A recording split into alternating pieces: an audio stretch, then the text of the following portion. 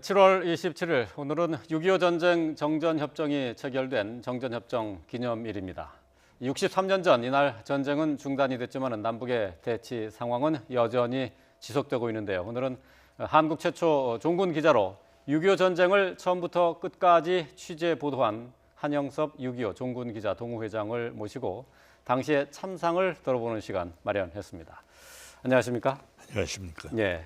자, 오늘이 바로 정전협정 기념일 바로 그날입니다. 이 정전협정 서명 시 그때도 취재를 하셨다고요? 네, 그날 6월 20, 그러니까 7월 27일이죠. 53년. 예. 그때 그 정전회담이 그동안에 한 50회 열렸댔어요. 예. 500회는 열렸는데 그게 최종적으로 타결이 돼가지고서 판문점 휴전 회담장에서 그 양측 대표들이 조인을 했죠. 그런데 그 조인 현장에는 뭐 모두 잘 아시겠지만 우리나라는 전쟁을 하면서도 교전 당사국이 아니었어요. 예. 네. 그래서 뭐 그때 그 당시에 이승만 대통령을 비롯해 가지고 전 국민들이 그 휴전을 반대를 하고 그랬기 때문에 뭐 의도적으로 배제가 된 거죠. 한국 대표가. 우리가 정전협정의 그 당사자는 아니었죠. 그렇죠. 예. 네. 그래서 그 조인 현장에는 한국 기자도 뭐 2명밖에 못 들어가고 주로 그 사진 기자가 들어가고.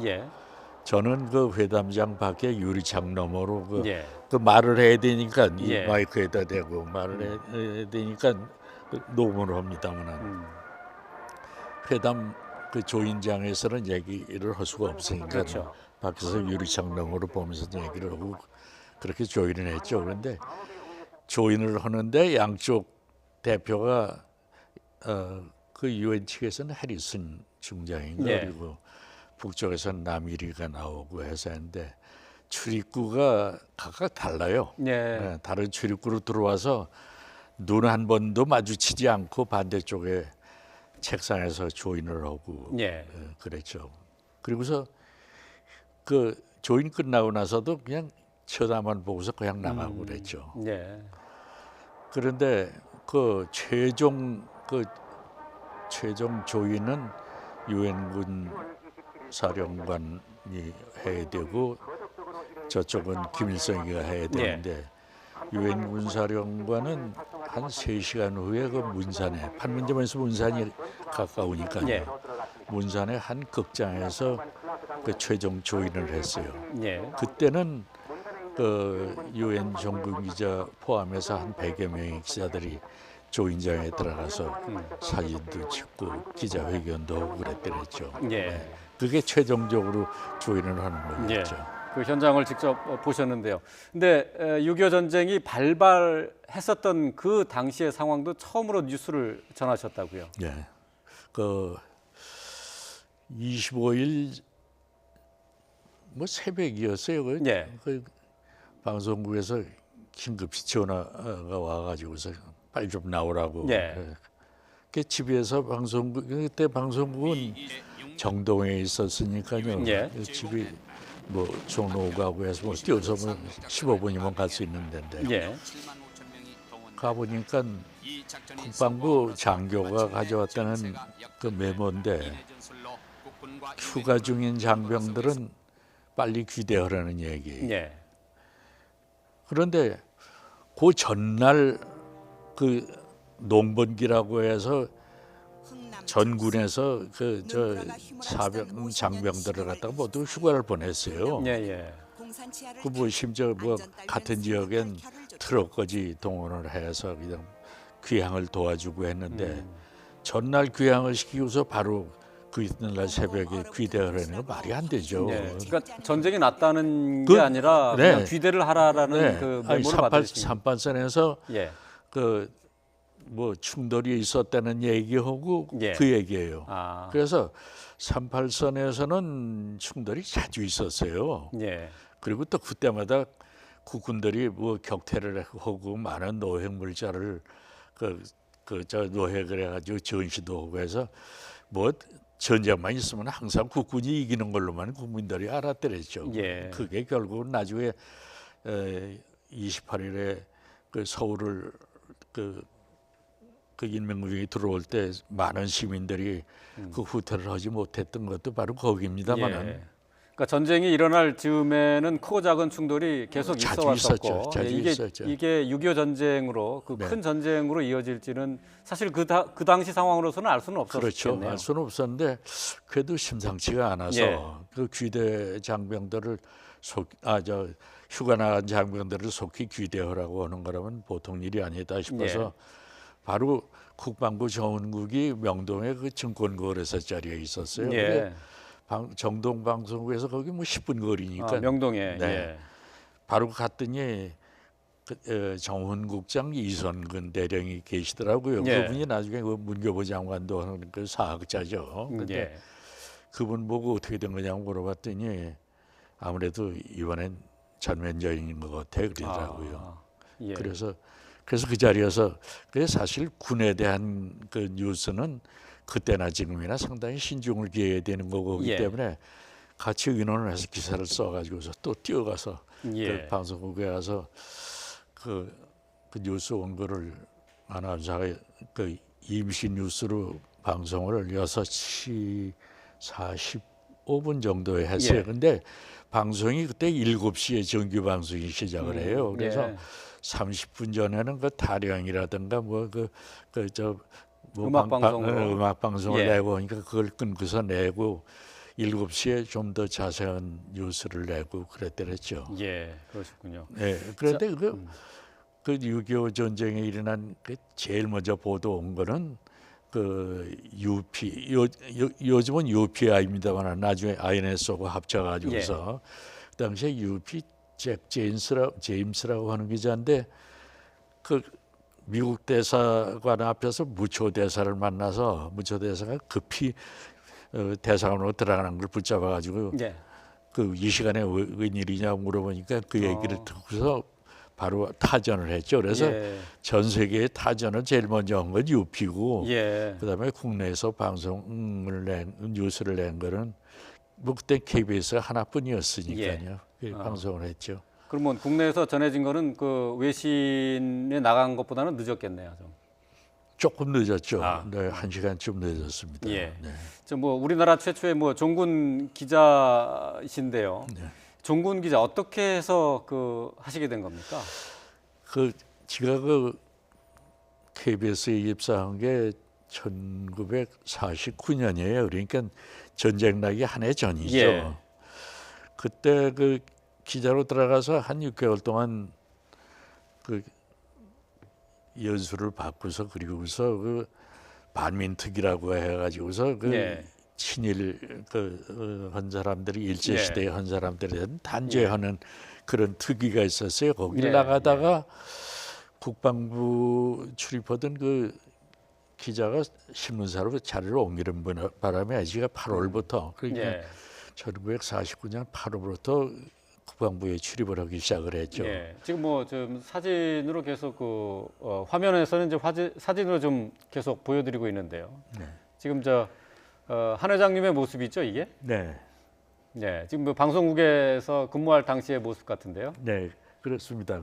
그거는 전쟁 중에 1952년도인가 그때 그 남원 일대 지리산 일대에서 공비가 무척 많이 준동을 했더랬어요. 그래서 토벌 작전을 하고 남원에도 그 밤에는 그냥 발산이 내려오고 하는 그런 상황인데 남원에 있는 그 어린이들한테 구호 물자를 전해 줬으면 좋겠다는 그런 요청이 와서 그 마침 그때는 그 미 국동사령부 심의전과에서 그 군인들이 와서 그 뉴스를 그 전황 뉴스를 제작하는데 도와주고 했었어요. 그래서 그 미군 그 파견하는 장교한테 부탁을 해서 구호 물자를 그 트럭에다 싣고 남한을 갔죠. 가서 전달하는 장면이었어요. 예, 그렇군요. 예. 자, 이 뭐 종군 기자로 활동을 하면서 전쟁이 시작되고 또 이 정전 협정을 맺는 그것까지 다 보셨는데 그 중에 가장 극적인 장면이 아무래도 저 흥남 철수 때가 아니었나 싶은데요. 그렇습니다. 그때 기억을 잠시 좀 살려보면 그때 상황이 어땠습니까? 어떻게 또 그쪽에 가게 되셨고? 근데 직접 목격을 하신 거죠? 물론이죠. 그 10월 초부터 10월 1일부터 국군이 북진을 시작을 하지 않았습니까? 그래가지고 10월 10일에 원산을 우리 손에 넣고 17일에 흥남 함흥 그 지역을 갖다가 우리 국군이 장악을 했죠. 그리고 그것도 아시다시피 평양은 그 이틀 후 19일에 우리 국군이 들어가고 했는데 뭐 파죽지세로 올라간 거예요. 그런데 청진까지 저는 올라갔죠. 청진에 올라가서 청진 방송국에서 뉴스를 보내고 했었는데 31일 날 밤을 자고 나서 그 11월 1일인데 전선에서 철수 명령이 난 거예요. 그 흥남에 직결해서 거기서 그 해상으로 철수를 해야 된다는 그 작전 명령이 내려와서 그냥 바로 흥남으로 직결을 했죠. 직결을 했는데 철수 작전이 그때 작전 지휘권이 미 식군단에 있었고 알몬드 소장이 지휘하는 그런 식군단에 예하에 있었습니다만은 가서 상황을 보니까 그 당시에 1군단이 그쪽으로 갔는데 수도사단하고 3사단하고 우리 한국은 그 북진을 한 부대가 그거였고 동부전선입니다.